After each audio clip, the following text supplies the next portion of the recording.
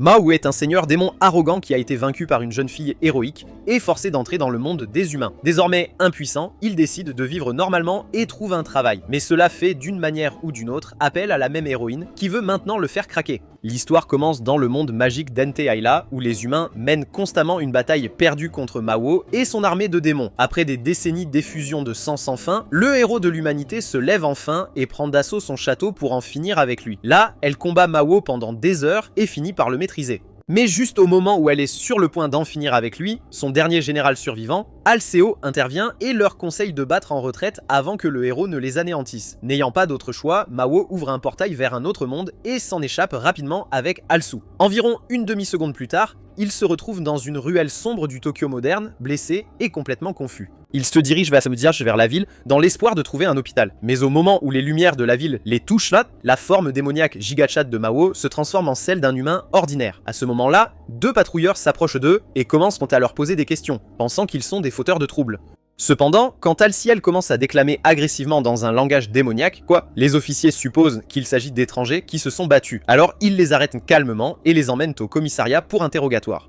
Alors que l'interrogatoire est sur le point de commencer, Mao hypnotise l'officier avec sa magie et lui fait expliquer tout ce qu'il doit savoir sur la Terre. Ensuite, il localise Alcil et ils sortent de la gare. Alors qu'ils continuent d'explorer la station, Mao explique que leur magie est devenue extrêmement limitée en raison de l'absence de mana dans l'atmosphère terrestre. Il leur conseille donc de rationner leur magie et de s'adapter aux règles du nouveau monde tout en cherchant un moyen de la restaurer. Pour commencer, le duo s'inscrit comme citoyen sous des pseudonymes distincts, ouvre un compte bancaire et se rend dans une agence immobilière pour louer un appartement. Après avoir expliqué leur situation, l'agent les emmène dans un appartement en forme de boîte d'allumettes où ils rencontrent leur propriétaire, un sosie d'Ursula plus laide, réglant leur loyer et emménagent un. Plus tard dans la nuit, alors qu'ils discutent de leurs nouveaux objectifs, Mao s'effondre soudainement d'épuisement magique et rentre bientôt transporté d'urgence à l'hôpital. Après avoir reçu un traitement, il explique à Alciel à quel point le corps humain est faible et lui conseille d'éviter complètement d'utiliser la magie. Une fois rentrés chez eux, ils postulent tous deux à plusieurs emplois au salaire minimum pour être embauchés et licenciés en quelques jours. Stupide. Quelques semaines plus tard, Ma décroche enfin un emploi à temps partiel comme cuisinier de frites dans un fast-food et va au-delà de ses attentes, non seulement pour plaire à ses clients et à son patron, mais parce qu'il pense que c'est le meilleur moyen de devenir le dirigeant suprême de la Terre. Pendant l'une de leurs pauses déjeuner, un étrange tremblement de terre de faible magnitude se produit soudainement, tandis que Mao Wu et sa collègue Chiho se détendent dans le vestiaire. Une fois que c'est fini, ils retournent au travail pour le rush du déjeuner. Mais alors que Mao Wu s'apprête à retourner des hamburgers, la friteuse se brise, le laissant effrayé et confus. Il active sa magie pour essayer de réparer la machine, mais avant que cela n'arrive, son patron l'attrape et l'invite dans son bureau pour parler. Là, Mao Wu s'agite car il a peur qu'elle le vire. Mais à sa grande surprise, son patron le promeut pour qu'il devienne un employé à temps plein et il devient l'homme le plus heureux de tous les temps. Sur le chemin du retour, une méchante rousse nommée Emilia l'arrête soudainement, affirmant qu'elle l'observe depuis qu'il a commencé à travailler au restaurant et lui demande pourquoi il a essayé d'utiliser sa magie pour réparer la friteuse plus tôt. Au début, Wu est confus car il ne la connaît pas. Mais au moment où Emilia l'appelle par ses titres honorifiques anti-Islin, son visage s'éclaire d'horreur lorsqu'il réalise qu'elle est le héros qui a failli l'applaudir. Après un bref silence, Emilia demande avec colère à Mao pourquoi un suzerain comme lui travaille à temps partiel dans un McDonald's contrefait. Mais Mao, toujours choqué, répond en lui demandant pourquoi elle est sur Terre en premier lieu. Quand Emilia dit qu'elle les a suivis à travers la porte juste pour s'assurer qu'elle le massacre, Mao panique et commence à la supplier de se calmer. Emilia l'ignore et sort un couteau bon marché pour terminer la mission. Cependant, avant que cela n'arrive, Mao remarque le couteau et demande pourquoi elle n'utilise pas son épée sacrée. Embarrassée, Emilia lui dit de se taire, mais Mao, qui est apparemment plus intelligent qu'il n'en a l'air, finit par comprendre qu'Emilia ne peut pas non plus utiliser la magie comme lui et Alcio. Il essaye de lui expliquer la réalité de sa situation, mais Emilia l'ignore et le charge, seulement pour qu'il soit arrêté et arrêté. Au commissariat, un policier surmené les interroge pour savoir ce qui s'est passé. Cependant, une fois qu'Emilia commence à se plaindre de vouloir assassiner Mao, il suppose immédiatement qu'ils sortent ensemble et les laisse partir avec un avertissement. Sur le chemin du retour, Emilia décide de laisser Mao partir pour le moment. Cependant, avant qu'ils ne se séparent, elle promet de revenir pour le tuer avant qu'il ne fasse également des ravages sur Terre. Le lendemain, Emilia part travailler dans un centre d'appel. Mais le soir, elle visite un dépanneur comme tout le monde, va chercher de la nourriture et passe la nuit sur Netflix à se détendre avec elle-même. Finalement, elle est frustrée de voir à quel point sa vie est banale, alors elle arrête tout ce qu'elle fait et se dirige vers la maison de Mahwoo. En arrivant sur place, elle sonne furieusement à leur porte et annonce sa véritable identité à Mahwoo et Alsil, affirmant qu'elle est là pour rendre leur jugement. Quand Alsil entend cela, il panique, verrouille la porte et informe son patron d'Emilia. Imperturbable, Mahwoo dit qu'il connaît déjà Emilia parce qu'ils se sont rencontrés la nuit précédente, ce qui surprend Alsil, mais il décide finalement de la laisser entrer puisqu'elle est comme eux. À l'intérieur, Emilia est très déçue par le triste état de leur appartement de crack house. Cependant, pendant qu'elle parle d'eux, de leur place et de leur dîner, Mahwoo demande si elle a des camarades condamnés et Emilia explique que le grand prêtre qui était censé la suivre à travers le portail avant qu'il ne se ferme a été laissé sur place.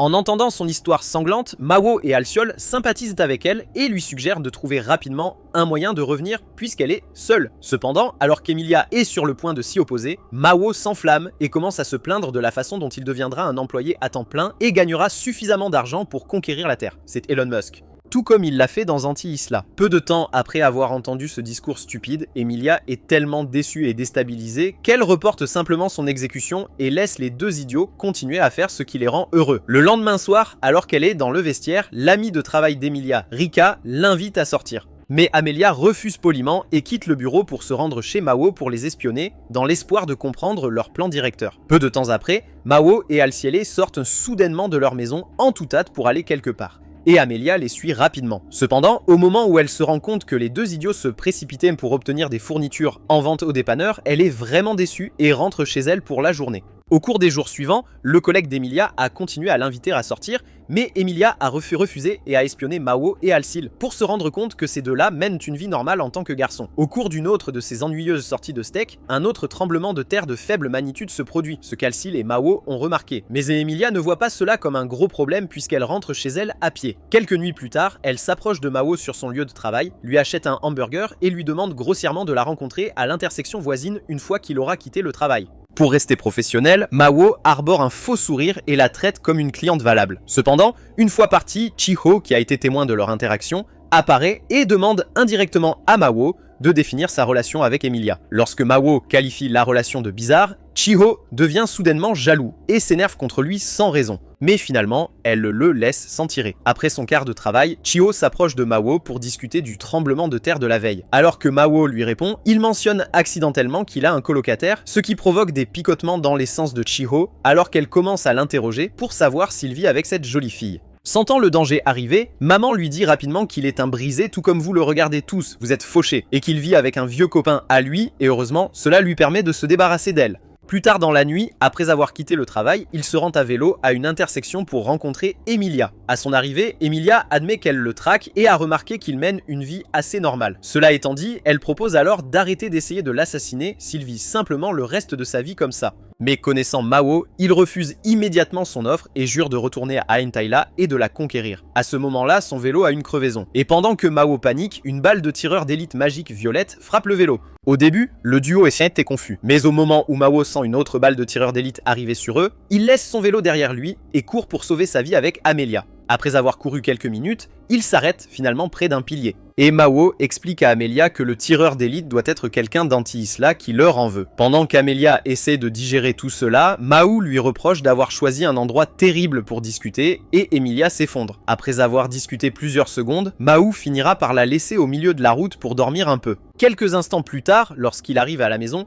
il trouve Emilia qui le suit et est vraiment effrayé par son obsession absurde pour lui. Alors qu'il essaie poliment de la renvoyer, Emilia est gênée et le supplie de la laisser passer la nuit chez lui car elle a apparemment perdu son sac à main alors qu'il courait plus tôt. Se sentant désolé pour elle, Mahwoo la laisse entrer dans la maison et explique leur situation plutôt à Alcio qui panique en la voyant. Après cela, il conduit Amelia très embarrassée dans un coin de leur chambre pour dormir, lui donne une couverture pour se couvrir et lui prête 1000 yens pour prendre le train pour rentrer chez elle aux premières lueurs. Plus tard dans la nuit, alors qu'Amelia dort profondément, Ma reçoit un étrange message de Chiho l'avertissant qu'un tremblement de terre de forte magnitude va se produire et devient vraiment confuse. Le lendemain matin, Amelia se faufile hors de leur appartement et se douche pendant 1 heure entière pour laver la saleté du moche appartement de Mahwoo. Ensuite, elle se détend dans le salon pour regarder son émission lorsqu'un reportage concernant la fusillade apparaît soudainement à l'écran. Au début, Amelia regarde ça comme une actualité normale, mais dès qu'elle aperçoit Mahwoo et Alsil dans la vidéo, elle panique et décide de les ignorer. Pendant ce temps, Chiyo est chez sa famille, regardant son téléphone et se rappelant ce qui s'est passé la nuit précédente lorsqu'elle a demandé à Mao de se rencontrer ce jour-là pour discuter du message du tremblement de terre et il a accepté.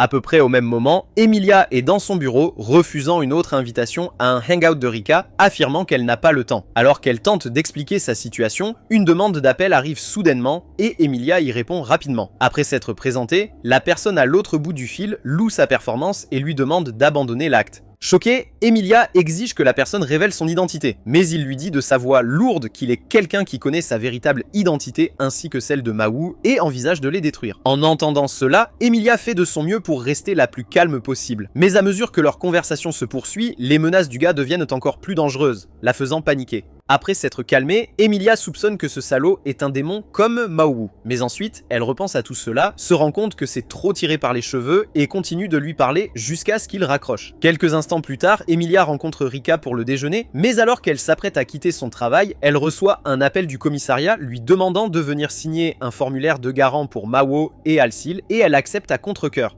Peu de temps après avoir signé le formulaire, Emilia rencontre les Airheads dans le même bâtiment et s'en prend à eux pour avoir fait d'elle leur garante. Lorsqu'elle se calme enfin, elle parle à Mao de l'appel téléphonique qu'elle a reçu au travail plus tôt et l'avertit de faire très attention à ne pas se faire massacrer par l'homme mystérieux. Puis elle part.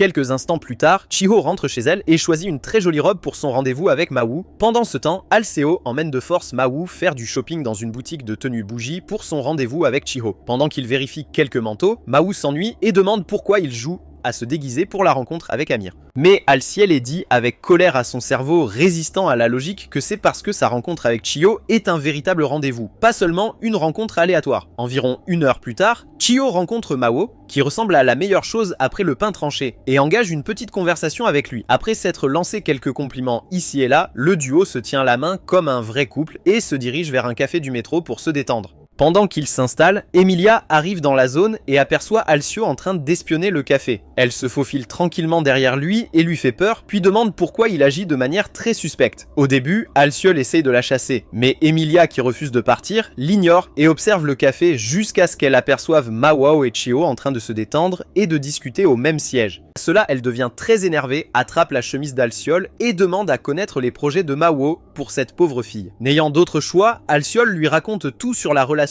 entre Chiyo et son patron, sans oublier de mentionner à quel point Chiyo l'aime. Satisfaite de son explication, Emilia le laisse s'en tirer et continue d'espionner les deux tourtereaux depuis leur coin. À en juger par la tenue arrachée de Chiyo, Emilia peut dire qu'elle cherche à faire éclater ses cerises par Mao lui-même. Cependant, quand Emilia remarque la taille des pots à lait double D de Chiho, elle devient très embarrassée car elle a la poitrine plate et commence à déclamer des bêtises absolues. Peu de temps après, elle se calme et entraîne Alcio à l'intérieur du café pour s'assurer que Mao n'induise pas Chiho en erreur.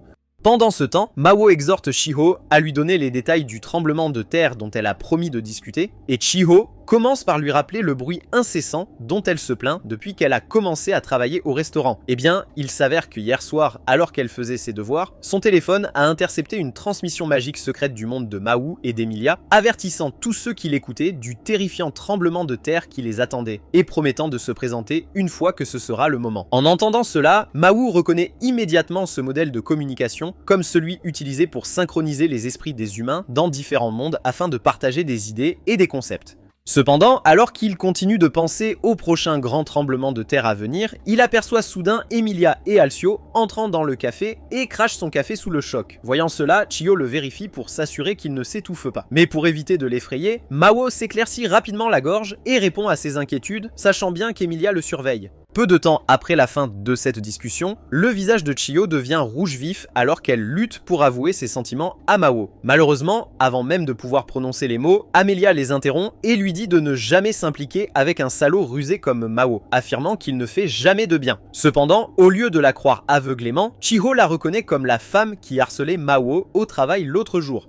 Alors, elle lui tient tête et la traite d'ex-toxique qui ne peut tout simplement pas passer à autre chose. Incapable de supporter les insultes, Emilia riposte également et avant de s'en rendre compte, elles provoquent toutes les deux une scène. Alors que Mao tente de les calmer, un tremblement de terre de forte magnitude frappe soudainement le métro et en quelques secondes, tout l'endroit s'effondre. Suite au tremblement de terre, Emilia et Chiyo se retrouvent coincés sous les débris. Pendant qu'ils attendent l'arrivée de l'aide, Chiyo demande à Amelia si elle peut retrouver Mao. Mais Amelia lui assure qu'il n'est pas encore mort. Cela étant dit, le duo se présente de manière appropriée et Amelia demande poliment à Chiyo pourquoi elle aime tant Mao.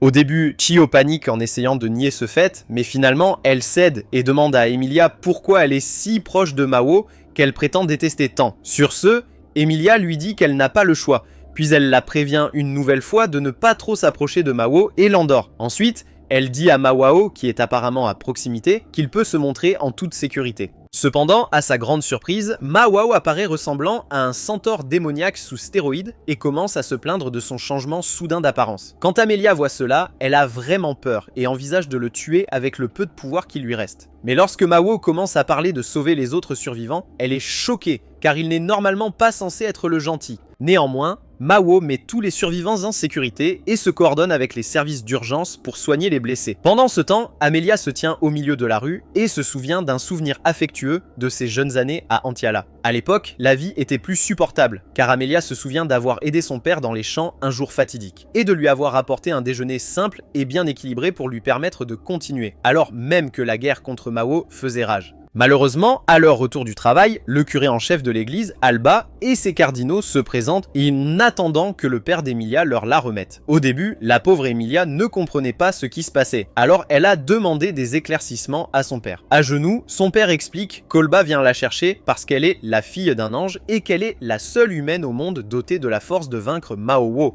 Confuse, Amelia demande comment c'est possible. Considérant qu'il est un humain, mais plutôt que de perdre plus de temps à expliquer, son père la serre fort dans ses bras et, les larmes aux yeux, lui fait ses adieux. Malheureusement, quelques jours après qu'Emilia ait été prise par les prêtres, l'un des généraux de Mao, Lucifer, a attaqué leur village et détruit tout ce qui respirait. Après avoir appris l'incident, Alba et le prêtre en chef l'ont exhortée à rester forte et à continuer à s'entraîner à manier l'épée sacrée, sa meilleure moitié, pour venger son père. Son cœur étant déjà déchiré par la mort de son père, la pauvre Amelia se laisse volontiers utiliser comme dernier recours de l'humanité. À ce stade, Amelia sort de ses souvenirs alors que Mao s'approche pour la surveiller. Au moment où ils recommencent à se disputer, Chiho apparaît effrayée et inquiète et Mao la réconforte. Quelques secondes plus tard, un policier se tourne dans leur direction et reconnaît Chiho comme la fille de l'inspecteur Sasaki, l'un des policiers qui ont arrêté Mao et Alceo le premier jour de leur arrivée sur Terre. Alors que l'officier s'éloigne pour appeler le père de Chiho, Mao reconnaît l'homme et réfléchit à un moyen de s'échapper.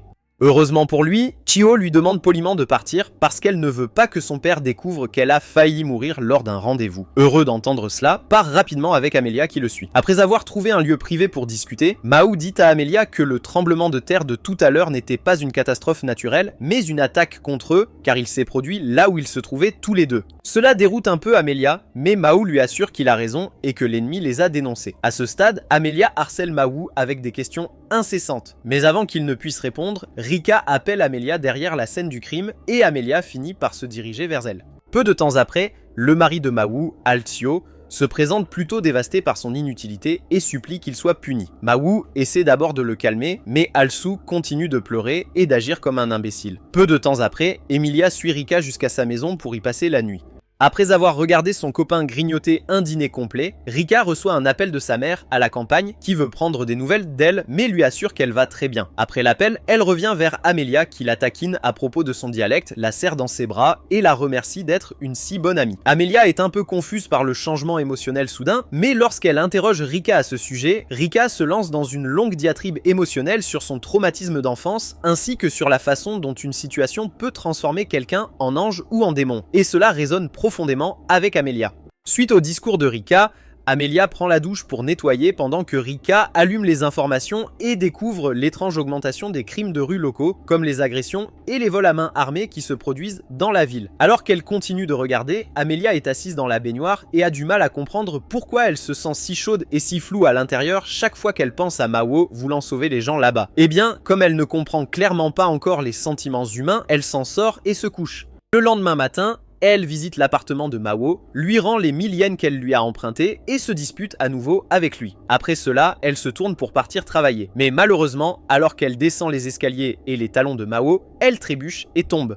Le bruit sourd réveille immédiatement Alciel qui pense qu'il est attaqué. Cependant, quand il réalise que c'était uniquement Emilia, il est déçu et monte le vélo de Mao jusqu'au magasin pour acheter des antibiotiques pour la soigner. Pendant son absence, Mao essaie de désinfecter ses blessures, mais Emilia refuse de le laisser la toucher et récupère le pansement auprès de lui. Cependant, alors qu'elle essaie de se nettoyer, la douleur causée par ses blessures la fait s'enflammer et perdre son sang-froid. Alors que Mao reste silencieuse, elle s'écrase en lui demandant pourquoi lui, le tout-puissant suzerain démoniaque, se comporte comme un être humain normal sur Terre alors qu'il était occupé à faire des ravages, de la douleur et de la souffrance dans l'anti-islam il n'y a pas si longtemps. Lorsque le cerveau lent de Mao ne parvient pas à comprendre de quoi elle parle, Emilia demande alors pourquoi il est si gentil avec elle et les autres humains ici alors qu'il était assez sans cœur pour assassiner son père à l'époque. Alors que Mao est sur le point de répondre, elle l'interrompt et lui rappelle toutes les choses terribles qu'il a faites aux humains d'Anteisla. Et les larmes aux yeux jurent de ne jamais lui pardonner car c'est lui qui lui a enlevé sa vie paisible. En entendant tout cela, Mao éprouve des remords et s'excuse pour tout ce qu'il a fait, affirmant que c'était parce qu'il ne comprenait pas les humains à l'époque. Mais juste au moment où Emilia est sur le point de s'effondrer encore plus, Alcio revient du magasin avec Chiyo avec lui.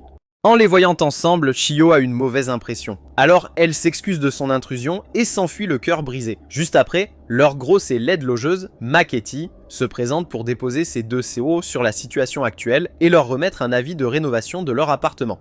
Ensuite, un autre tremblement de terre de faible magnitude se produit et Mkiti commence soudainement à leur raconter des choses que seuls les gens d'Anteisla devraient savoir, les laissant sans voix. Après qu'elle ait fini de parler, un autre tremblement de terre se produit. Mais pendant ce temps, 2 amis d'Emilia d'Anteisla traversent un portail pour se rendre sur Terre et l'aider.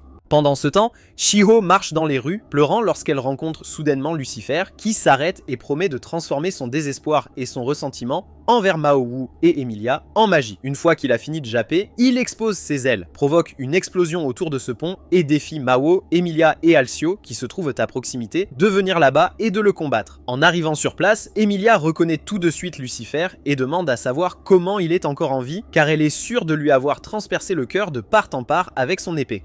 Alors que Lucifer s'apprête à répondre, Mao sent immédiatement son complice, Olba, se cacher à proximité, alors il le presse de se montrer déjà à eux. Une fois qu'Olba se montre, Mao explique qu'il savait déjà qu'il était impliqué depuis qu'Emilia lui avait dit qu'ils avaient franchi le portail ensemble. En entendant cela, Olba réalise qu'il n'y a plus aucune raison de se cacher. Alors, il enlève son déguisement et dit bonjour à Emilia, qui s'effondre immédiatement et qu'en pleurant en demandant pourquoi il est du côté de Lucifer. Comme Olba est sur le point de l'expliquer, Mao dit à Emilia que c'est certainement parce que le vieux chef est devenu jaloux de ses exploits après avoir détruit son armée et a été de connivence avec Lucifer pour l'éliminer, elle et lui, afin qu'ils puissent tous deux s'emparer de toute la gloire. Choqué, Olga demande comment il a compris tout cela, mais Mao le fait taire et la rage l'attaque encore plus. Alors que la tension augmente, Lucifer en a assez de parler. Alors il tire sur Alciel et dans la poitrine avec sa balle magique de tireur d'élite et déclenche un sort de balle de tireur d'élite à large zone qui attaque à la fois Mao et tout le monde autour d'eux. En quelques secondes, la ville entière est plongée dans le chaos, mais Mao parvient à bloquer certains tirs de tireurs d'élite et s'enfuit avec Emilia et Alcile.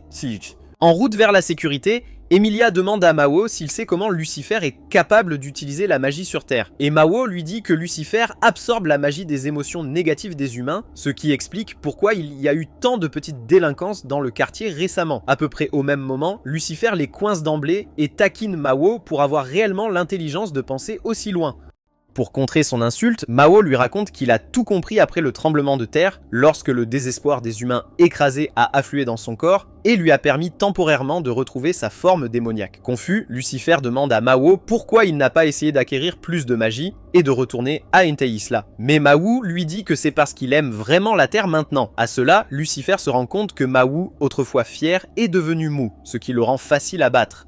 Ainsi, plutôt que de continuer tous ses jappements, il invoque le corps de Chiho depuis le bas, fait ressortir toute la magie qu'il peut de sa peur et attaque Mao et Emilia. Sentant le danger, Mao et Emilia tentent de le distancer. Mais avant qu'ils n'arrivent assez loin, l'une des balles du tireur d'élite de Lucifer perce un trou dans l'épaule gauche de Mao, le blessant. En entendant cela, Mahou fait de son mieux pour ignorer la douleur et continue néanmoins de courir. Mais malheureusement, quelques secondes plus tard, Alba lui tire une balle dans la jambe avec un 9 mm et l'immobilise complètement. Suite à cela, lui et Lucifer les piègent dans une embuscade.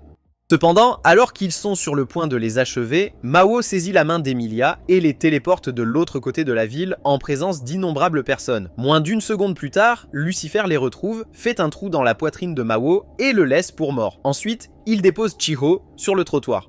Mais avant de s'écraser au sol, Emilia sacrifie ses articulations du genou et la rattrape. Comme si cela ne suffisait pas, Lucifer va plus loin en volant encore plus haut qu'avant et en déclenchant une attaque magique si puissante qu'elle détruit toutes les infrastructures dans un rayon d'1,5 km, y compris le pont au sommet d'Emilia et Chiyo. Heureusement pour eux, alors qu'ils sont sur le point d'être écrasés dans les décombres, Mao absorbe un peu de magie du chaos et du désespoir, retrouve sa forme démoniaque et suspend tous les décombres qui tombent grâce à sa télékinésie. Après cela, il aura des fermes sévères pendant quelques secondes, ce qui rend Chiyo et Emilia un peu mouillés là-bas, puis il presse Emilia de l'aider rapidement à arrêter Lucifer avant qu'il ne manque de jus. Dans un premier temps, Emilia refuse, mais quand il la supplie de l'aider, elle finit par se lever, enveloppe Chico dans une boule de mana de défense et invoque la moitié de son équipement magique, de ses pouvoirs et de son épée.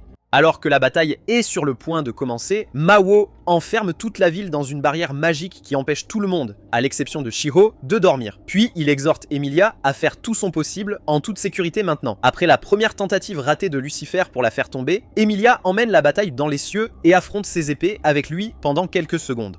À un moment donné de leur combat, Lucifer domine Emilia et commence à jubiler. Mais peu de temps après, Alciel apparaît sous son ancienne forme démoniaque et s'associe à Emilia. Voyant cela, Lucifer se rend compte qu'il est largement en infériorité numérique.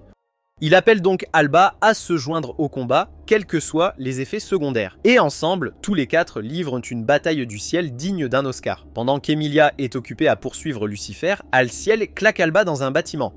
Et Mao, enfin à sa limite, place soigneusement tous les décombres afin de pouvoir donner un peu de sens à la tête de Lucifer. Après avoir maîtrisé Alba, Mao apparaît juste devant Lucifer, lui envoyant des frissons glacials dans le dos, mais toute la puissance qu'il lui reste dans son poing et bat Lucifer noir et bleu. Par la suite, il revient à sa forme humaine et raconte à Chiyo sa véritable identité, celle d'Alciels et d'Emilia.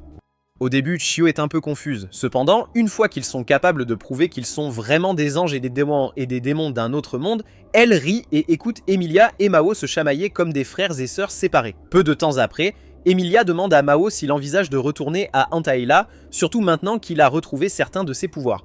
Mais à sa grande surprise, Mao dit qu'il reste sur Terre pour travailler chez Monsieur G. Ronald. Confus, Alciele demande à Mao pourquoi il choisit la Terre plutôt qu'Antiala. Mais pendant qu'il répond, Emilia confirme que Lucifer était le type qu'il a appelé l'autre jour et lui demande comment il a obtenu son contact. En réponse, Lucifer rend le sac à main qu'elle a laissé tomber l'autre soir et Mao et Alcio le condamnent comme un voyou pour avoir vérifié le sac à main d'une femme. À ce moment-là, les amis d'Emilia d'Antaela, Emirada et Albert, surgissent soudainement d'un portail et la retrouvent. Lorsqu'ils aperçoivent Mao se tenant dangereusement près d'elle, ils deviennent un peu méfiants et écartent Emilia pour discuter de leur découverte avec elle. Après une rapide promenade, Emilia les emmène chez le suzerain de Mao et les y héberge. Tandis que Mao remonte le temps comme par magie pour restaurer les infrastructures de la ville telles qu'elles étaient avant l'attaque. Le lendemain, Albert et Emirada ouvrent un autre portail pour retourner à Antiala. Cependant, avant de partir, ils discutent du chemin parcouru par Mao pour ramener la ville à son état normal et se demandent si les gars sont vraiment le suzerain qu'ils connaissaient et craignaient tous. Quelques jours plus tard, une mage se présente devant le conseil du grand prêtre de retour à Antisla et leur dit qu'Emilia et Mao sont actuellement en vie et vivent sur Terre. En entendant cela, l'un des prêtres est confus et rappelle aux soldats ce qu'Olba leur a dit à propos de la disparition d'Emilia avec son épée sacrée. Mais le mage leur assure que la vieille tête mentait entre ses dents. Cela dit, elle relie la récente disparition d'Emirada et d'Albert à Olba, puis les informe que bien qu'Emirada soit de retour à Anteisla, elle envisage actuellement d'exposer le statut actuel d'Emilia, ainsi que la défection d'Olba dans l'autre monde. En entendant cela, l'hôte de la réunion a failli avoir une deuxième crise cardiaque, car lui et les autres prêtres savent que s'ils permettent à Emirata, un magicien royal, d'annoncer qu'Emilia est vivante, alors ils, qui l'ont déjà proclamée morte, passeront pour des menteurs incompétents. Sachant cela, le soldat demande ce qu'il compte faire de cette information, mais les prêtres restent sans voix. De retour sur Terre, Mawu et Alcil sont retournés à leur appartement où vit désormais Lucifer et lui donnent à manger pendant qu'il surfe sur le net sur son ordinateur. Puisque Lucifer est un enfant gâté, il devient pointilleux sur sa nourriture. Mais Alciel, qui ne se soucie pas de ses sentiments, lui dit de manger tout ce qu'il lui donne et de se concentrer sur la collecte de toutes les informations sur la magie de la Terre pour Mawo. À ce moment, Lucifer récupère la nourriture, mais juste après, Mawo s'assoit à côté de lui et commence à douter de sa capacité à pirater son ordinateur. Pour lui prouver qu'il a tort, Lucifer appelle Emilia sur son lieu de travail et Mawo fait rage en lui racontant un tas de jargon, puis il raccroche. Le lendemain soir, Emilia rend visite à Mawo alors qu'il est au travail et exige avec colère qu'il discute d'un sujet important dans un endroit privé. Pendant qu'ils y sont, Alciel, qui rentre chez lui après avoir fait des recherches magiques à la bibliothèque publique, trouve une enveloppe de Makidi dans leur courrier et la récupère. À peu près au même moment, Amelia demande à Mao d'expliquer pourquoi ils l'ont appelé à son bureau la veille et Mao lui dit que c'était la faute de Lucifer. En entendant cela, elle devient confuse et lui demande comment il est capable de faire ça. Et Mao lui dit que Lucifer vit désormais avec eux. Cela étant dit, le duo continue de se chamailler comme deux amants qui se manquent jusqu'à ce que Mao finisse par se lasser de son agacement et rentre chez elle. Là, il aperçoit Alciel et Lucifer qui ont l'air malades et dégoûtés et se précipite rapidement pour les surveiller. Plus tard dans la nuit, après que Lucifer et Alciel se soient rétablis, Mao demande pourquoi ils se comportaient tous malades plus tôt. Et Alciel dit que c'est parce qu'ils ont ouvert le courrier de Mickey plus tôt et ont vu sa photo de bikini. En entendant cela, Mao les traite de lâches sans âme parce qu'ils paniquent à cause de quelque chose de stupide. Mais lorsque Lucifer le presse de jeter un œil à la photo par lui-même, il y jette un coup d'œil et commence immédiatement à demander à Lucifer s'il a découvert quelque chose grâce à ses recherches jusqu'à présent. En réponse, Lucifer sort son ordinateur portable et leur montre l'un des points chauds magiques qu'il a trouvé tout près d'eux, un endroit populairement connu sous le nom de salle de classe interdite. Expliquant plus en détail, il leur dit que la salle de classe est l'un des bâtiments défunts de l'école et que les élèves affirment y avoir entendu des chuchotements, des rires et des pas la nuit, ce qui signifie qu'un démon est probablement impliqué. Le lendemain matin, Mao et Alciel visitent dans l'école dont Lucifer parlait pour se rendre compte que c'est l'école de Chiho. Plus tard dans la journée, alors qu'ils se préparent pour le travail, Mao interroge Chiho sur la salle de classe interdite et ses 7 mystères infâmes, et elle lui raconte toutes les choses effrayantes que Lucifer leur a racontées plus tôt. À la tombée de la nuit, Mao, Alciel et Chiho se faufilent tous dans le bâtiment abandonné de l'école pour enquêter sur la pièce interdite. Sur le chemin, Alciel demande pourquoi la salle de classe est interdite, et Chiho lui répond que c'est parce qu'un élève a disparu de cette pièce sans laisser de traces. En entendant cela, Mao demande à Chiho à quoi ressemblent les autres mystères de la classe et elle lui en raconte 6 sur 7. Après les avoir tous entendus, il pose des questions sur le 7e mystère et Chiho dit que personne ne le sait car on pense que quiconque découvrira le 7e recevra un appel téléphonique des enfers et se fera enlever son âme. Au début, Mao fait semblant de ne pas paniquer, mais au moment où il reçoit un appel de Lucifer, il crie comme une petite fille et gronde Lucifer de lui avoir fait peur. Peu de temps après, Lucifer dit qu'il vient de découvrir que la salle de classe interdite est un endroit où une porte a été ouverte dans le passé, ce qui aurait pu attirer cet élève. Il ajoute ensuite que Mao peut reconstituer son pouvoir s'il le trouve et le presse de l'informer une fois sur place. Après l'appel, le trio entend les pas de quelqu'un venant du couloir sombre, alors ils restent vigilants et se préparent à se battre. Peu de temps après, Emilia apparaît de l'obscurité et exige qu'ils expliquent ce qu'ils font à l'école. Comme Mao et les autres lui expliquent, Chiho lui donne des tongs à mettre et Emilia, qui n'en est pas au courant, les quitte des yeux pour les porter. Une fois qu'elle a fini, elle lève la tête pour les regarder pour se rendre compte qu'ils ont disparu depuis longtemps. Énervée, elle les traque jusqu'à un laboratoire de biologie où il se cache et détruit nonchalamment un mannequin d'anatomie avec son épée sacrée. Voyant cela, Mao, Alcio et Chiho sortent immédiatement de leur cachette et condamnent Emilia pour avoir détruit quelque chose d'aussi précieux et coûteux. Cependant, alors qu'Emilia leur reproche de l'avoir obligé à le faire, le soldat anti-islam d'un peu plus tôt est vu à proximité, les espionnant. Peu de temps après, il localise la salle de classe interdite au 3e étage d'un autre bâtiment et découvre que la porte a été ouverte très récemment. Alors qu'il continue d'explorer les lieux à la recherche d'objets interdits, il trouve des emballages pour des collations éparpillées partout et une console de jeu sur le sol. Cependant, alors qu'ils sont sur le point de vérifier, Lucifer appelle soudainement Mao et lui demande s'ils ont trouvé une console de jeu. Après que Mao ait affirmé qu'il l'avait fait, Lucifer les exhorte à rapporter la console avec eux et Mao comprend immédiatement ce qui se passe. Furieux, il demande à Lucifer si c'est l'endroit où lui et Oba ont atterri en route vers la Terre. Et quand Lucifer affirme que c'est le cas, Mao se rend finalement compte que ce déchet les a en fait envoyés à la poursuite de l'oie sauvage pour récupérer sa console à sa place.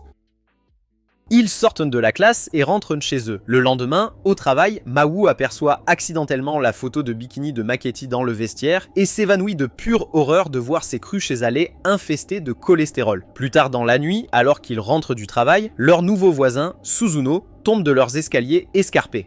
Mais heureusement pour elle, Mao la rattrape avant qu'elle ne se cogne la tête. Le lendemain, Suzuno se rend à l'appartement de Mao avec une boîte de nouilles udon préemballée pour s'excuser pour la nuit dernière et remercier Mao Wu de l'avoir rattrapée lorsqu'elle est tombée. Compte tenu de sa politesse, Mao Wu lui parle comme un être humain normal. Mais quand il récupère la lourde boîte de nouilles, celle-ci le jette à terre. Pendant qu'il a du mal à le relever, Alciel apparaît et discute encore de quelque chose sur Mikiti et leur appartement avec Suzuno. Mais peu de temps après, elle aperçoit Lucifer en train de se détendre dans leur chambre, fait sa connaissance, puis s'en va. Pendant ce temps, Emilia passe un appel téléphonique intermondain avec Emirata après avoir reçu un colis d'elle pour lui poser des questions. Lorsqu'Emirata explique que la boîte contient des pouvoirs sacrés, Emilia devient encore plus curieuse et déchire la boîte pour voir des dizaines de bouteilles de vitamine B sacrées à l'intérieur. Confuse, elle demande à Emirata si boire son contenu reconstituera ses pouvoirs sacrés. Et Emirata affirme qu'elle a raison, mais prévient qu'elle doit faire attention à ne pas prendre plus de 2 bouteilles par jour.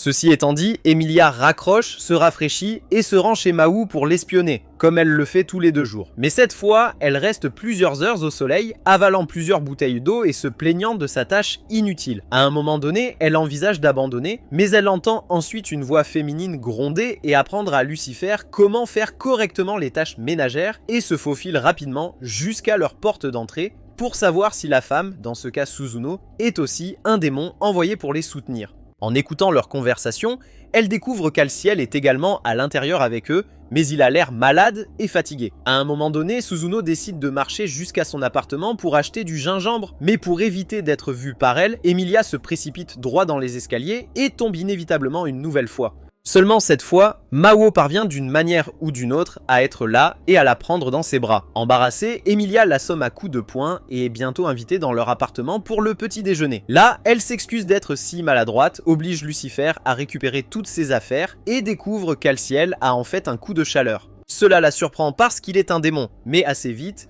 il dépasse cela et Suzuno se présente officiellement à Amelia comme une fille japonaise à l'ancienne. Après les subtilités, Amelia et Mao Wu se disputent encore 1 heure au sujet de son nouveau rôle de superviseur du navire OMG Ronalds où il travaille. Réalisant à quel point ils sont décontractés l'un envers l'autre, Suzuno demande à Amelia si elle est déjà sortie avec Mao, mais Amelia est dégoûtée par cette pensée et lui assure qu'elle ne rêvera même pas de faire quelque chose d'aussi horrible. Cela dit, Amelia soupçonne que Suzuno ressemble peut-être aussi à Chiyo, qui a des sentiments pour Mao, alors elle lui chuchote à l'oreille, lui demandant si elle en veut aussi à Mao. En entendant cela, Suzuno entraîne immédiatement Emilia hors de la pièce et la gronde pour avoir dit quelque chose comme ça à voix haute. Cependant, avant de répondre, Emilia analyse le sang-froid de Suzuno et concluant qu'elle ne peut pas être un démon, la prévient de ne pas s'approcher trop de Malwu et lui donne sa carte de visite pour appeler à l'aide à tout moment. Suite à cela, elle retourne dans la maison, menace de couper la tête de Malwu s'il essaie quoi que ce soit à distance avec Suzuno, puis elle ramasse son sac et part. Quelques instants plus tard, alors que Mao se prépare pour le travail, Suzuno prépare une boîte à bento double couche premium et la lui donne pour qu'il en profite pendant la pause déjeuner. Plus tard dans la soirée, Amelia répond à un autre appel avec Amarita alors qu'elle est en route pour espionner à nouveau Mao Wu sur son lieu de travail pour discuter des problèmes qui se posent. Après quelques petites discussions, Amarita pose des questions sur Mao Wu et Amelia répond alors qu'elle arrive chez MG Ronald pour espionner, que rien n'a changé entre eux, mis à part le fait qu'ils se disputent désormais le plus souvent. En entendant cela, Emirata accuse Emilia de tomber lentement amoureuse du diable lui-même, mais Emilia jure que cela n'arrivera jamais. Cela dit, Emilia s'enquiert de l'état des choses à Anteisla, et Emirata lui parle de la tentative de l'église d'enquêter sur elle et sur la disparition d'Olba, tout en l'avertissant qu'elle doit rester vigilante. Plus tard dans la soirée, le directeur de Mao, Kasaki, le rencontre et l'informe que leur concurrent, Kentucky Fried Chicken, ouvrira un nouveau point de vente juste en face de leur rue le lendemain. Comme elle sera absente dans l'après-midi, elle promeut Mao comme manager à sa place et l'avertit qu'il l'appelle en cas d'urgence, ce que Mao accepte. Après sa rencontre, Mao rencontre Chiho dans leur vestiaire commun et sort le bento premium que Suzuno lui a préparé. Cependant, alors qu'il s'apprête à creuser, Chiho remarque le dessin sur la boîte, se rend compte qu'il est beaucoup trop élégant pour qu'il puisse être fabriqué par qui que ce soit et commence à poser des questions intrusives pour savoir qui l'a préparé. Au moment où Mao admet ouvertement que la fille d'à côté lui a préparé le bento, elle s'enflamme, attrape la chemise de Mao et commence à le secouer alors qu'elle panique. Peu de temps après, Mao lui demande de la laisser regarder ce qu'il y a à l'intérieur et Mao ouvre la première couche. En réalisant qu'il ne s'agit que de nourriture normale, elle le presse d'ouvrir la deuxième couche, ce qu'il fait. Une fois qu'elle aperçoit le gâteau dessert en forme de cœur, Chiho perd la tête et crie comme une vieille sorcière. À la tombée de la nuit, Emilia se rend dans son dépanneur local pour acheter des plats à emporter pour le dîner. Mais alors qu'elle s'apprête à partir, un agresseur portant un masque se jette soudain sur elle. Après avoir esquivé l'attaque, Emilia invoque son épée sacrée, chasse l'agresseur hors du magasin, informe le commerçant d'appeler les flics, puis mène le combat dans la rue. Ensuite, l'agresseur sort sa faux et attaque Amelia, mais elle esquive facilement et continue de le combattre jusqu'à ce que le mystérieux mec tire un laser violet de ses yeux qui annule les pouvoirs sacrés d'Amelia. Suite à cela, il l'attaque encore quelques fois et parvient d'une manière ou d'une autre à la maîtriser. Cependant, alors qu'il est sur le point d'en finir, le commerçant lui lance des balles de paintball et le chasse.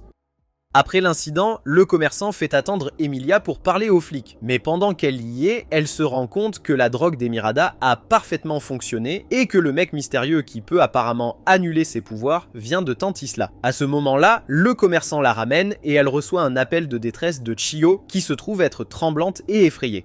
Confuse, elle exhorte Chiho à lui dire ce qui ne va pas. Mais une fois qu'elle apprend qu'elle paniquait à cause du cadeau de la boîte à bento de Mao, elle est déçue de s'inquiéter pour quelque chose de stupide. Le lendemain, Chiho emmène Emilia chez Mao pour affronter cette nouvelle fille qui tente de voler leur homme. À la porte d'entrée, Emilia en a assez du drame et informe que Chiho vient d'avouer à Mao, mais elle ignore simplement et sonne à la porte. En quelques secondes, Suzuno leur ouvre la porte et Chiho commence immédiatement à peaufiner comme un crackhead, laissant Emilia vraiment effrayée. Quelques instants plus tard, Chiho reprend ses esprits et rejoint Suzuno dans la cuisine pour l'aider après avoir découvert qu'elle ne fait que cuisiner pour eux pendant qu'Alciel est guérie de son coup de chaleur. Une fois le petit déjeuner prêt, ils se lancent tous, mais pendant qu'ils mangent, Suzuno leur dit qu'elle a besoin d'un travail très moyen et banal et Mao lui propose bêtement un emploi sur son lieu de travail. Cette déclaration désinvolte choque tout le monde à la table car ils savent tous que Suzuno travaillant chez MJ Ronald ne fera que provoquer davantage de friction entre elle et Chiho. Malheureusement, le cerveau résistant à la logique de Mao est beaucoup trop immature pour comprendre cela. Alors, il double la mise en exhortant Chiho à la former. Mais heureusement, Emilia intervient rapidement et décourage Suzuno d'accepter son offre. Passant à autre chose, ils parlent tous du choix étrange de vêtements de Suzuno et lui demandent si elle a des vêtements de style occidental. Lorsque Suzuno leur dit qu'elle n'a que des vêtements de style japonais dans son placard, ils sont tellement choqués qu'Amelia promet de l'aider à acheter des vêtements occidentaux après le travail. Plus tard dans la journée, alors qu'elle sort du travail, Amelia retrouve Suzuno qui porte toujours un kimono dans son appartement et commence leur course shopping. Pendant ce temps, Mao ramène Chiho à la maison après avoir passé toute la journée à cuisiner pour eux et lui demande si ses parents sont d'accord qu'elle vienne cuisiner chez un homme. Après lui avoir assuré qu'ils étaient d'accord avec sa présence, Chiho demande si elle peut leur apporter des repas faits maison plus tard dans la journée, étant donné que Suzuno va être absente toute la journée et Mao est heureux d'accepter. En entendant cela, Chiho est vraiment heureuse, promettant de leur préparer le meilleur repas. Cependant, pendant qu'elle gambade partout, elle lui demande si elle s'est déjà inquiétée du fait qu'ils soient tous des anges et des démons d'un autre monde. Et bien que Chiho lui assure qu'elle est un peu inquiète, surtout après avoir entendu tout ce qu'il a fait dans l'autre monde, son amour pour lui surpasse tout. En entendant cela, Mao devient vraiment troublé car sa confession le frappe très durement. Mais après que Chiho est doublé, lui disant que son amour profond pour lui ne changera jamais, peu importe la façon dont il la voit, il se calme et promet de bien la traiter. À ce moment-là, Suzuno les interrompt depuis la rue derrière eux et admet qu'elle a entendu tout ce que Chiho a dit à Mao. Quand Chiho entend cela, elle grimace d'embarras, attrape le vélo de Mao par pur réflexe et le sort de là pour se remettre de la perte d'aura générationnelle. Peu de temps après, Suzuno s'approche de Mao et lui demande ce que ça fait d'être aimé par quelqu'un, mais Mao lui dit que cela lui donne envie de protéger encore plus les sentiments de Chiho. Pour une raison quelconque, Suzuno est choquée quand elle entend cela, mais quand Mao le remarque et lui pose des questions, elle lui dit que ce n'est rien et part simplement rejoindre Amelia à la gare.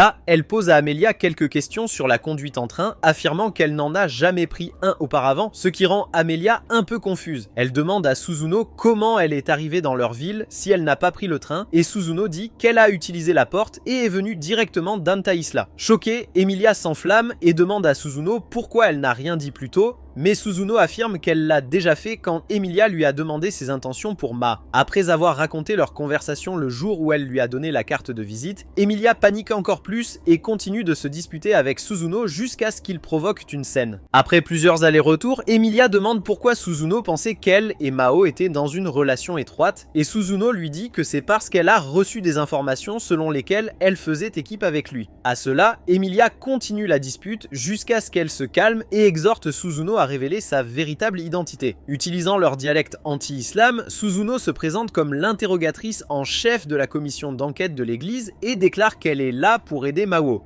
Cependant, avant de pouvoir terminer, Emilia se rend compte qu'elle est en retard au travail. Alors elle s'achète, ainsi qu'à Suzuno, un billet et l'emmène en ville. Quelques instants plus tard, ils se détendent dans un café pour faire une pause et discuter ensemble.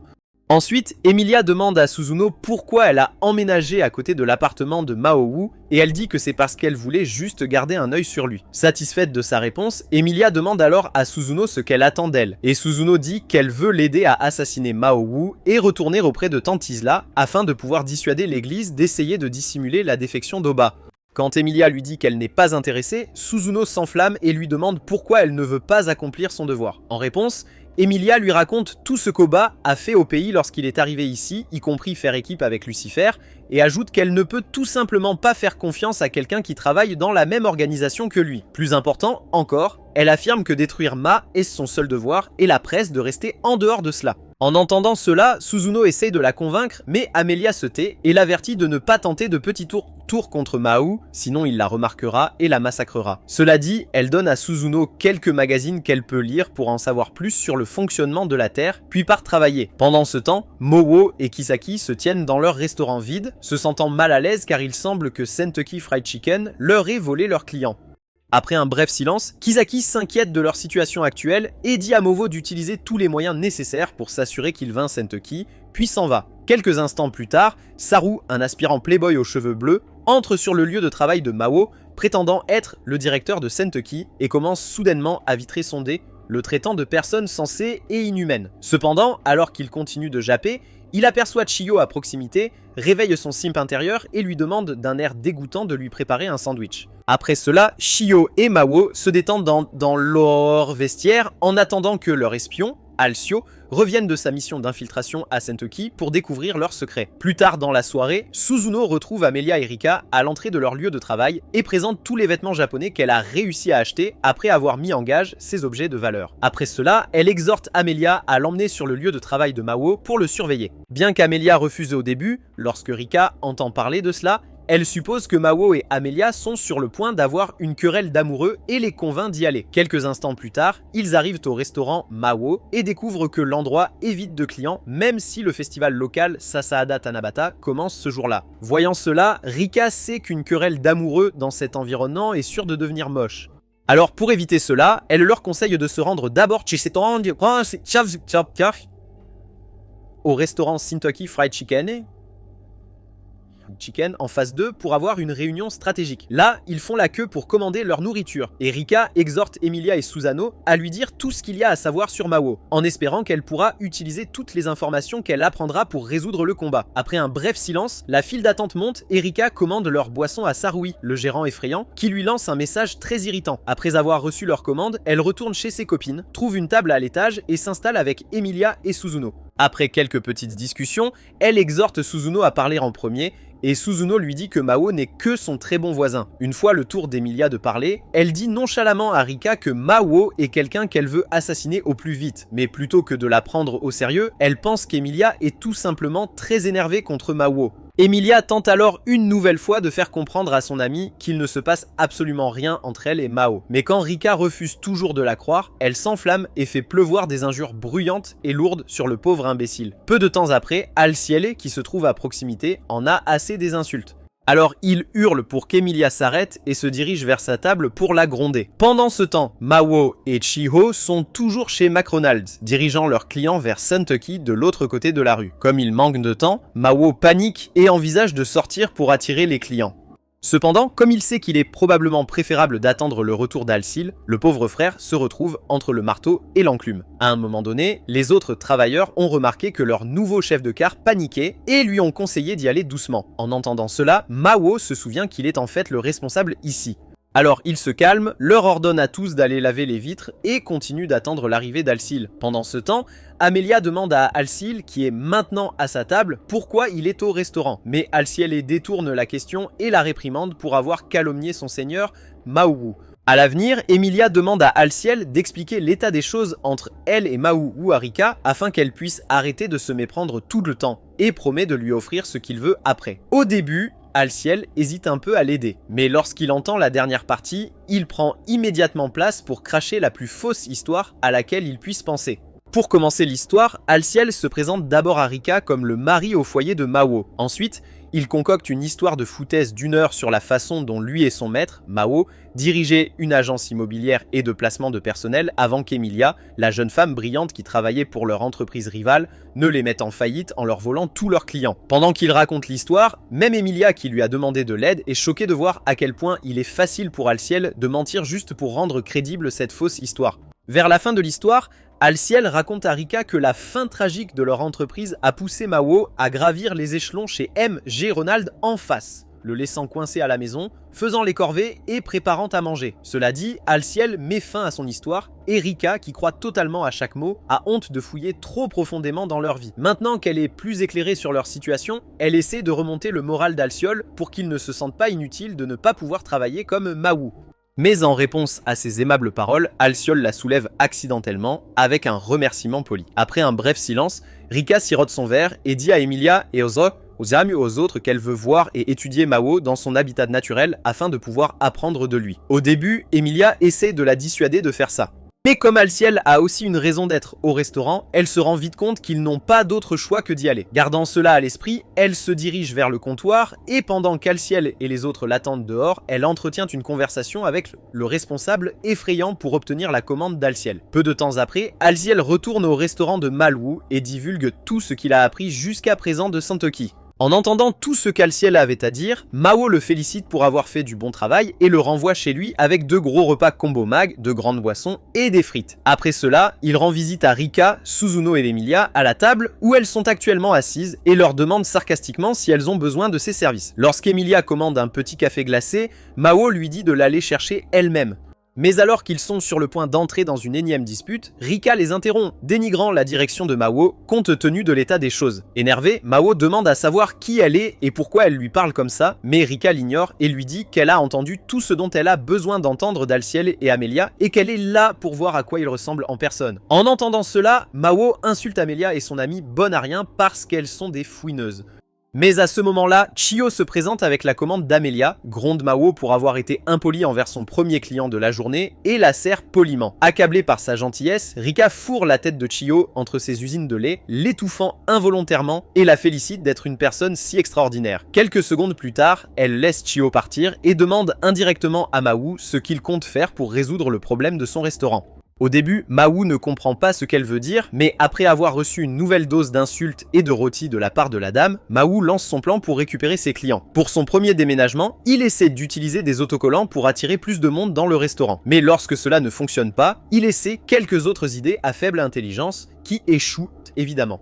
Heureusement pour eux, alors qu'ils sont sur le point d'abandonner, leur livreur arrive avec le grand sapin de Noël que Mao avait commandé plus tôt et le livre directement devant sa porte. Après l'avoir vu partir, Mao demande à ses ouvriers de décorer l'arbre avec diverses choses pour inciter les gens à revenir dans leur restaurant. Cependant, pendant qu'ils travaillent dur, Emilia demande à Chiho de lui expliquer ce qui se passe. Et elle dit que comme ils célèbrent un festival, Mao a eu l'idée de laisser les gens écrire leurs vœux sur des bandes de papier et réaliser eux-mêmes les décorations de Tanabata. À peu près au même moment, Mao et les ouvriers ont fini de décorer l'arbre et en quelques secondes, une grande foule de gens se précipite vers le restaurant pour interagir avec l'arbre et acheter quelque chose pendant qu'ils y sont. Le lendemain, Kisaki s'approche de Mao et lui dit qu'il se rendra au parc Fushima le lendemain. Au début, Mao commence à s'agiter car il craint que Kisaki ne l'envoie travailler dans un restaurant perdu. Cependant, lorsque Kisaki lui dit qu'il ne s'y rend que pour aider l'équipe du directeur à gérer l'afflux important de clients venant voir les nouvelles attractions et les tarifs de la journée, Mao pousse un soupir de soulagement et accepte l'offre. À peu près au même moment, Chiho, qui a écouté leur conversation, se porte volontaire pour rejoindre Mowo. Mais malheureusement pour elle, Kisaki refuse de la laisser suivre, la laissant un peu triste. Plus tard dans la nuit, pendant qu'Alciel et Emao se gavent du reste des nouilles udon périmées de Suzuno, Lucifer fait des recherches sur l'ouverture de la maison hantée et sur la grande foire asiatique des reptiles qui se déroule au parc Fushima le lendemain et leur raconte les détails. De plus, comme de nombreux clients auront peur dans la maison hantée, Lucifer conseille à Mawu et Alceo de récolter autant de magie démoniaque que possible pendant qu'ils y sont, sans savoir que Suzuno écoutait leur conversation. De l'autre côté de la ville, Chiho appelle Emilia et lui demande de visiter le parc Fushima avec elle. Après avoir accepté de l'accompagner, Emilia raccroche seulement pour recevoir un autre appel de Suzuno, qui l'informe du projet de Mawo de récolter de la magie noire au parc le lendemain. Imperturbable, Emilia dit à Suzuno qu'elle a probablement mal entendu, ajoutant qu'elle visitera le parc avec Chiyo. Mais Suzuno, pensant qu'elle est naïve, demande rapidement s'ils ont de la place pour un de plus et Emilia lui assure que oui. Le lendemain matin, Mawo arrive tôt avec son équipe, fait connaissance avec le manager et se met au travail, désireux d'impressionner. Quelques heures plus tard, le parc ouvre et Chiyo, Suzuno et Emilia se rencontrent bientôt. Après les subtilités, le trio se rend au vestiaire pour enfiler son maillot de bain. Cependant, pendant qu'Emilia s'habille, Chiho se précipite vers elle, entièrement vêtue de son maillot de bain, avec ses grands pose allés testant la physique des tremblements de l'animé. Quand Emilia voit cela, elle les compare encore une fois à sa poitrine plate plus petite et plus pathétique et devient vraiment jalouse de Chiyo. Peu de temps après, Susano apparaît également vêtue d'un gilet kimono court et d'un short, laissant Amelia et Chiyo choqués. À midi, le rush de l'après-midi commence. Mais pendant que maman gère l'afflux de clients, Chiyo s'approche de lui lançant intentionnellement ses pots de lait pour qu'il les voie et lui demande vaguement ce qu'il en pense. Comme ses deux dernières cellules cérébrales manquent de suffisamment de jus pour lire la pièce, Mawo suppose qu'elle pose des questions sur l'état de l'endroit jusqu'à présent, alors il commence à raconter toutes sortes d'absurdités sur la difficulté de gérer les clients là-bas, ce qui tue l'ambiance cheatose. À ce moment-là, Emilia et Suzuno les rejoignent pour commander à manger. De retour à l'appartement de Mawo, le pauvre Alciels était occupé à faire caca la montagne de nouilles udon qu'il avait mangé la nuit précédente. Après avoir récupéré leur nourriture, les filles s'installent à une table à l'extérieur pour en profiter. En mangeant, Emilia propose à tous d'aller visiter la nouvelle maison hantée après le déjeuner et tout le monde est d'accord. Une fois le déjeuner terminé, le trio visite la maison hantée, s'accrochant au courage et à la bravade qui leur reste. Peu de temps après, Chiho est effrayé par une figurine démoniaque et devient fou. Voyant cela, les deux autres continuent d'explorer en silence jusqu'à ce qu'ils trouvent ce qui semble être une petite fille vêtue d'un manteau appelant sa mère et s'approchent d'elle pour enquêter sur ce qui s'est passé. Cependant, dès qu'il se rapproche trop, la voix de la jeune fille masquée devient encore plus effrayante. Et avant qu'ils ne s'en rendent compte, la chose à l'intérieur de la cape se révèle comme une créature démoniaque très effrayante qui leur fait peur. Après cette expérience bouleversante dans la maison hantée, les filles décident qu'elles en ont assez. Et comme leur seule option de divertissement est d'observer un groupe de crocodiles, leur mépris collectif pour les robots les rend un peu hésitants, même à essayer. Comme si cela ne suffisait pas, Suzuno leur dit qu'elle a déjà mangé des lézards dans un village du sud d'Enteisla, après les avoir aidés dans une mission. Mais avant de partager trop de détails, Emilia la fait taire. Au fil du temps, Mawo est envoyé faire des livraisons pendant que les filles s'amusent autant qu'elles peuvent. À un moment donné, Amelia y croise un employé et laisse tomber accidentellement ses clés, mais elle s'excuse rapidement et s'en va. À peu près au même moment, un singe de compagnie de l'un des lieux de livraison de Mawu se faufile hors du site de son maître, arrive chez Emilia et récupère la clé tombée plus tôt. Peu de temps après, Emilia aperçoit le singe caché dans les buissons et le presse de venir vers elle. Mais le singe s'accroche aux usines de lait mou de Chiho. Après avoir effectué sa livraison, Mawu est sur le point de partir lorsque le maître du singe crie soudain le nom du singe en le cherchant. En réalisant que lui et le singe portant le même nom, Mao est un peu déçu. Mais finalement, le maître trouve bientôt le singe avec les filles, le récupère et les remercie pour leur aide. Quelques instants plus tard, pendant qu'ils s'amusent, quelqu'un ouvre les cages des crocodiles avec les clés volées par le singe. Et en quelques secondes, les crocodiles se frayent un chemin dans la piscine. Dès que quelqu'un les remarque, ils alertent les autres et toute la foire est bientôt plongée dans un pandémonium, provoquant une panique massive. Alors que l'évacuation est en cours, Mawo se retrouve face au danger, cultive l'aura et absorbe toute cette énergie sombre de la peur des gens. Après avoir absorbé suffisamment de pouvoir, il ralentit le temps, puis, sous le regard de Suzuna, utilise tout le pouvoir qu'il vient de gagner pour chanter une incantation anti-islam qui renvoie les crocodiles. En voyant cela, Suzuna est vraiment confuse parce que le seigneur démon qu'elle connaît aurait utilisé tout ce chaos pour récolter encore plus de magie pour le mal, pas pour aider les humains. Quelque chose ne va pas et Suzuno refuse de s'arrêter jusqu'à ce qu'elle aille au fond des choses. Plus tard dans la nuit, alors qu'elle rentrait chez elle avec Shiho à ses côtés, Suzuno remarque une personne masquée se tenant très près d'elle avec des ailes blanches sur le dos. Au début, elle est confuse, mais moins d'une seconde plus tard, le gars disparaît, la laissant encore plus confuse. Le lendemain, alors que Mao prend son petit déjeuner, un livreur apporte un colis pour Lucifer. Mais Mao s'en occupe à la place et demande à savoir ce que Lucifer a commandé, tandis qu'Ozil continue de faire caca des briques dans la salle de bain. Plus tard dans la soirée, l'état d'Ozil s'aggrave, alors Mao décide de préparer le dîner. Alors qu'il est sur le point de commencer à cuisiner, ils reçoivent une énorme livraison de Makiti, qui a apparemment collecté tout un tas de belles choses à Hawaï et les a renvoyées là-bas à Mao et à ses gens pour les vendre au marché aux puces du festival d'été de l'association locale. Pendant qu'ils passent au crible tous les colis, Suzuno se détend dans son appartement, se rappelant l'un de ses souvenirs à Anta Isla lorsqu'elle a entendu deux inconnus japper à propos de l'organisation opposée à l'église, de l'ordre des chevaliers de l'Alliance, et a d'une manière ou d'une autre découvert leur cachette.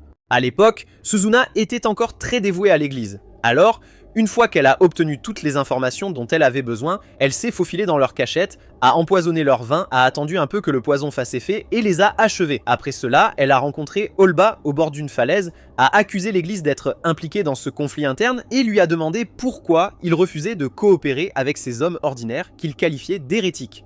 Puisque la responsabilité est fondamentalement la kryptonite d'Olba. Il élude la question et exhorte Suzuno à se concentrer plutôt sur l'élimination du prochain groupe d'hérétiques. Après s'être souvenu d'un souvenir si tendu, Suzuno revient au présent lorsqu'elle réalise enfin qu'Emilia est la véritable héroïne qui a sauvé Tantisla, pas l'église. Plus tard, Chiho rend visite à Mao, mais lorsqu'elle aperçoit toutes les boîtes éparpillées dans leur chambre, elle devient un peu curieuse et demande quel est le problème. Pendant que Mao explique ce qui s'est réellement passé, Alcio trébuche et tombe sur des cartons, aggravant son état. Peu de temps après, Lucifer reçoit une alerte du tracker qu'il a placé sur Amelia, signalant qu'elle est à proximité. Il informe donc Mao qu'elle pourrait bientôt arriver. Voyant cela, Mao est un peu ennuyé de venir le harceler à nouveau. Mais à sa grande surprise, lorsqu'il ouvre sa porte pour discuter avec elle, il la trouve devant la porte de Susano, en train de la surveiller. Après quelques allers-retours, Emilia et Susano se retrouvent bientôt dans la chambre de Mao, triant tous les objets que Mikidi leur a envoyés d'Hawaï avec les autres. Pendant qu'ils y sont, ils trouvent un tas de nourriture et de boissons dans certaines boîtes, gracieuseté de Mikidi, et passent quelques heures à faire des folies avec eux. Plus tard dans la nuit, ils ont finalement réussi à trier tous les objets et à les mettre en vente en préparation du festival culturel. Cependant, alors que Mao et les autres se séparent, Susano aperçoit des plumes blanches pleuvoir du ciel et s'éloigne immédiatement d'Amelia et Chiyo pour discuter avec le mec masqué. Après avoir trouvé un endroit discret pour parler, le mec masqué la prévient de terminer la mission pour laquelle elle est venue sur Terre avant que Moho ne retrouve ses pouvoirs. Mais Suzuno commence à avoir des doutes.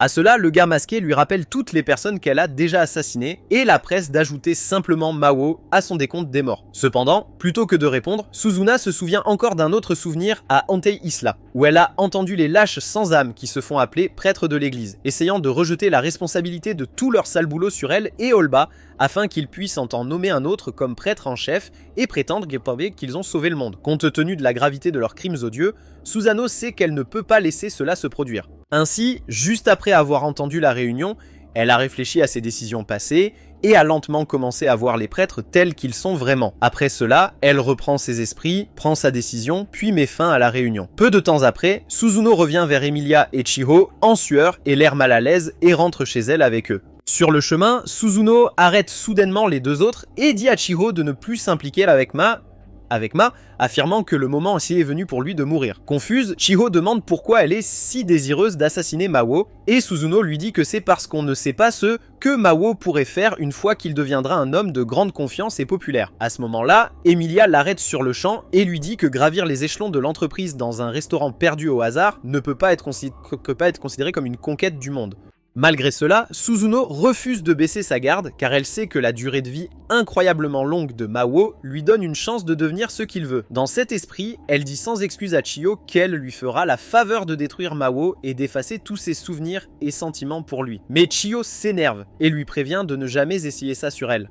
À cela, Suzuno essaie de lui expliquer que Mao pourrait la jouer, mais Chiyo se met à pleurer alors qu'elle dit à Suzuno que le Mao qu'elle connaît est un gars gentil, honnête et travailleur. Irrité, Suzuno rappelle aux romantiques désespérés que ce même Mao, doux et attentionné, était le roi des démons qui faisait souffrir des tonnes de gens à Antaesla. Mais Chiyo lui répond, lui demandant si elle a déjà rencontré Mao personnellement avant qu'il ne vienne dans leur monde. Bien que ce ne soit pas le cas, Suzuno dit à Chiyo que Mao est toujours le commandant de l'armée des démons, il est donc responsable de tout. Même si elle sait que Suzuno a raison, le cerveau amoureux de Chiyo la fait toujours se disputer avec Suzuno. No, à un moment donné, Emilia en a marre, alors elle les fait taire tous les deux et dit à Suzuno qu'elle se rangera du côté de Chiyo pour protéger la paix mondiale. En entendant cela, Suzuno lui demande une fois de plus si elle a l'intention d'assassiner Mao, et quand Emilia lui assure que non, elle se calme et prend congé. Quelques instants plus tard, Chiho utilise enfin sa dernière cellule cérébrale et se rend compte qu'elle était juste en train de japper comme une gamine idiote là-bas, sans même se rendre compte que le peuple Soro d'Anti-Isla, comme Suzuno, a dû passer sous la tyrannie de Mao. Cependant, alors qu'Emilia s'apprête à la réconforter, le type masqué l'attaque à nouveau. Mais Emilia esquive rapidement, invoque son épée sacrée et affronte ses épées avec lui. Après avoir été repoussée, elle se lève et exige que le type masqué se présente. Alors que Tio essaie désespérément d'appeler Mao, l'homme masqué enlève son déguisement, s'exposant comme étant Seru. Et juste après cela, il annule le pouvoir d'Emilia avec sa magie violette et révèle sa véritable forme, celle d'un archange. Suite à cela, il claque Amelia contre le mur, l'assommant et demande à Suzuno d'endormir Chiyo afin qu'elle n'essaye pas d'aider Amelia. À peu près au même moment, Mao repère l'appel manqué de Chiyo et tente de la rappeler. Quand soudain, sa mère l'appelle pour lui demander si elle est là avec lui. Comme Chiyo n'est clairement pas avec lui, Mao téléphone à Lucifer et lui demande de suivre Emilia, seulement pour qu'il se rende compte qu'elle traverse des bâtiments pour se rendre au bureau du gouvernement de Tokyo. Le temps presse, et oui, Faubourg sur son vélo et s'y rend, tandis qu'Olba, apparemment hospitalisé, reprend enfin connaissance. Plus tard dans la nuit, Alcil, qui a finalement été envoyé à l'hôpital, obtient la permission de son infirmière de se lever de son lit et se promène dans le couloir pour prendre l'air. Avant d'aller trop loin, il aperçoit un flic assommé à terre près de la chambre d'Olba et se précipite rapidement pour le surveiller. Pendant qu'il y est, Olba apparaît soudainement derrière lui et lui donne un coup de poing dévastateur sur le ventre. Puis il vole la carte de l'infirmière et se cache hors de vue. Pendant ce temps, Saru arrive au sommet du bureau du gouvernement de Tokyo, retient Emilia et, sous sa forme d'archange, la torture avec sa magie de vision laser violette pour l'amener à lui remettre son épée sacrée. Après plusieurs minutes de torture, Emilia essaie de lui dire qu'elle n'a pas assez de magie pour invoquer l'épée, mais malheureusement, le Nimrod ne la croit pas. Sachant cela, elle tente alors de négocier la libération de Chiho. Cependant, Saru lui dit qu'il ne libérera pas Chiho parce qu'il souhaite l'étudier. Cela étant dit, il continue de torturer Emilia tandis que Mao, qui se rapproche déjà d'eux sur son vélo, s'écrase sur la barrière magique installée par Saru autour du bâtiment, ce qui fait que Saru remarque instantanément sa présence et envoie Suzuno s'occuper de lui. Quand elle arrive là-bas, elle trouve Mao en train de percer un trou dans la barrière de Saru et, le cœur lourd, frappe son maillet sur le sol là où il se tient. Lorsque Ma évite évidemment l'attaque, elle continue de l'attaquer pendant les secondes suivantes jusqu'à ce que Mao la supplie de s'accorder un temps mort et se déshabille jusqu'à ses sous-vêtements. Confuse, Suzuno se couvre le visage pour éviter d'apercevoir son maigre de 4 pouces et elle demande à savoir pourquoi il se déshabille. En réponse, le maladroit dit que c'est parce qu'il a plus peur de sa patronne qu'elle. Énervé, Suzuno continue d'attaquer Mao et de l'accuser d'être un pervers. Mais dans le feu de l'action, Mao lui fait savoir qu'il a toujours su qui elle était vraiment et qu'il l'a tolérée toujours. Choqué, Suzuno, qui pensait faire du bon travail d'infiltration, fait une pause et demande comment il le sait. Mais étonnamment, Mao affirme avoir simplement utilisé son bon sens. Malheureusement, depuis qu'elle a choisi de se battre aux côtés de cet ange effrayant, Mao décide qu'elle n'est qu'un démon comme eux, et la traite de pute sans vergogne qui ne peut pas penser par elle-même. Enragé par ces insultes, Suzuno l'attaque aveuglément. Mais à sa grande surprise, Mao encaisse le coup comme un homme et perd la moitié de son aura. À ce stade, Suzuno se rend compte qu'elle a tort. Alors plutôt que de continuer le combat, elle prévient Mao, qui souhaite sauver ses filles, que l'archange Sero devient plus fort à mesure qu'il se rapproche de la lune, donc ses chances de le battre sont quasiment nulles. Imperturbable, Ma dit à Suzuno qu'il va intervenir et vaincre Sero pour la sauver, Chiho et Emilia, puis s'en va. Ensuite, Suzuno est sérieusement confuse car elle ne comprend pas pourquoi Mao est soudainement devenu le bon gars alors qu'il était une personne terrifiante.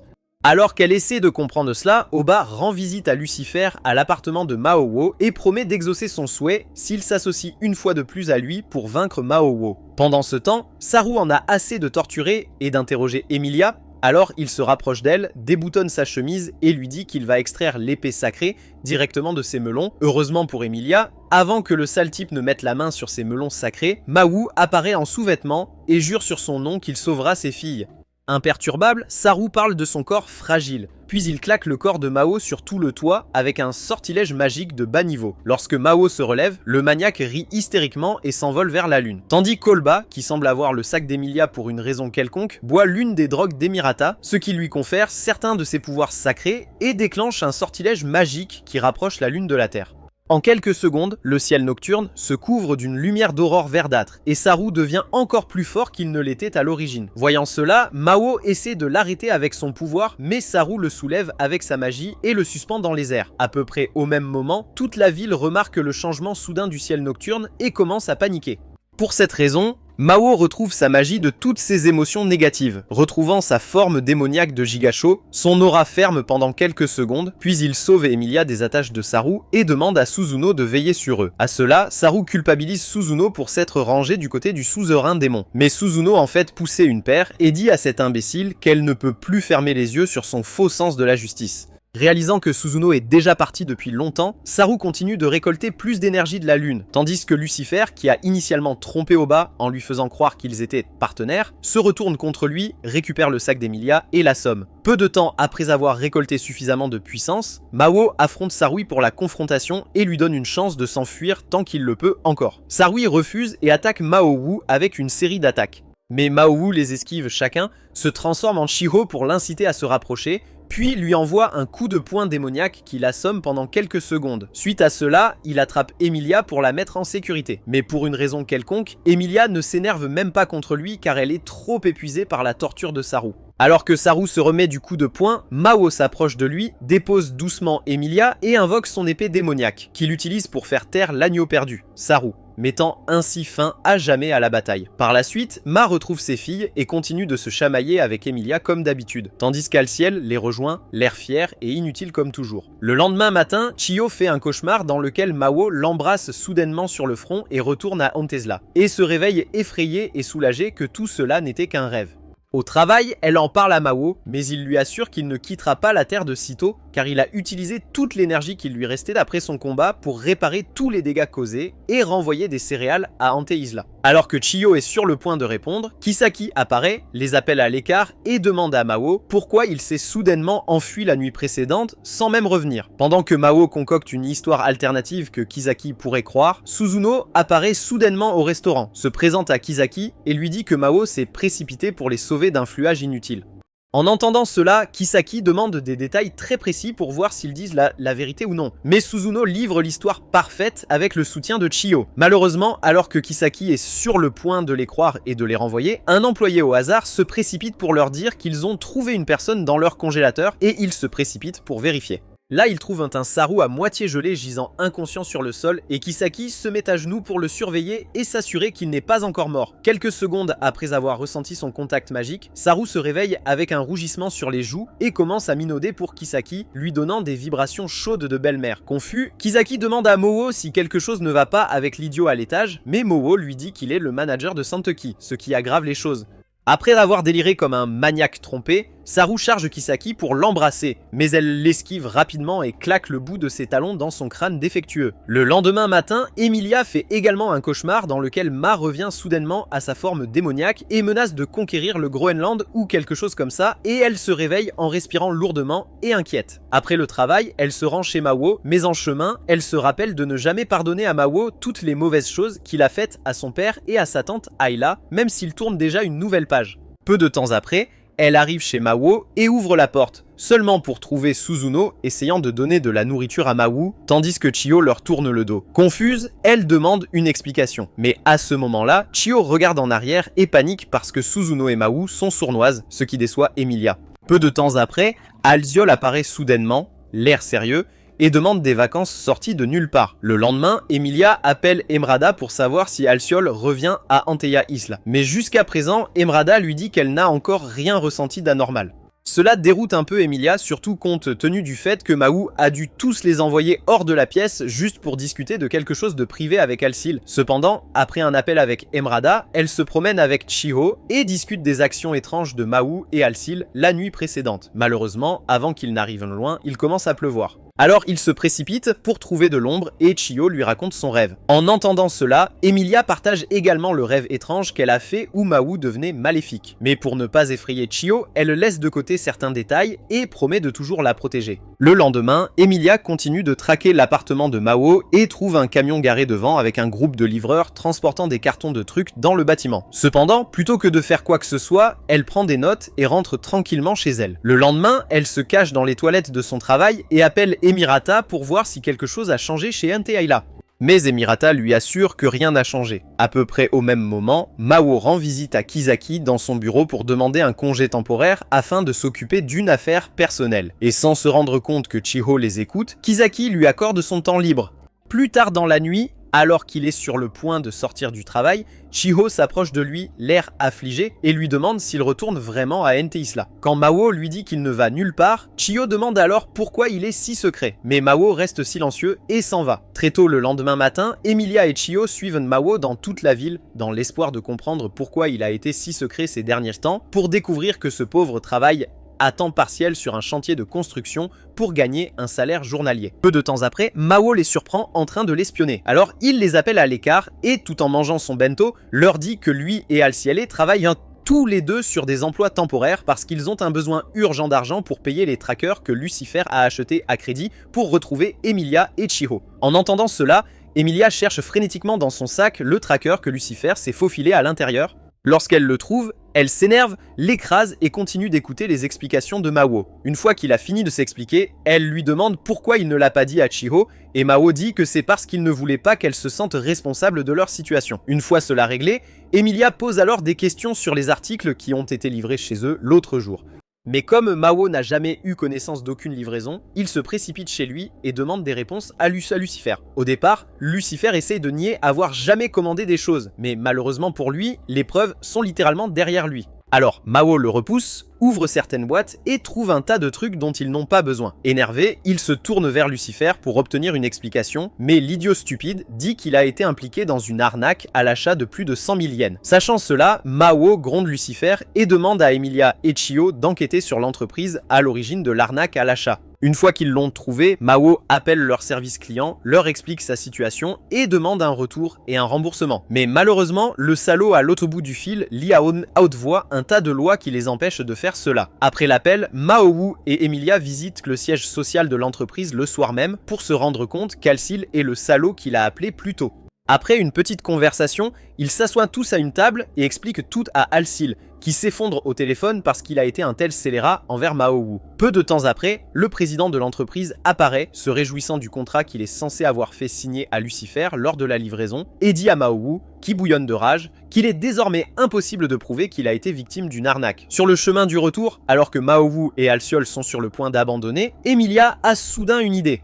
Puisque Lucifer n'est pas encore majeur, elle suggère à Mahou de devenir son garant et de faire valoir devant le tribunal que Lucifer a signé le contrat sans son consentement. Au cours des prochains jours, Mahou fait exactement cela et parvient d'une manière ou d'une autre à forcer l'homme d'affaires minable à leur rembourser son argent. Cela nous amène à la fin de la vidéo. Selon vous, que se passe-t-il ensuite entre Mahou et Emilia? Y a-t-il un avenir pour eux en tant qu'amants ou continueront-ils à se battre contre votre ex toxique? Faites-le nous savoir dans les commentaires ci-dessous.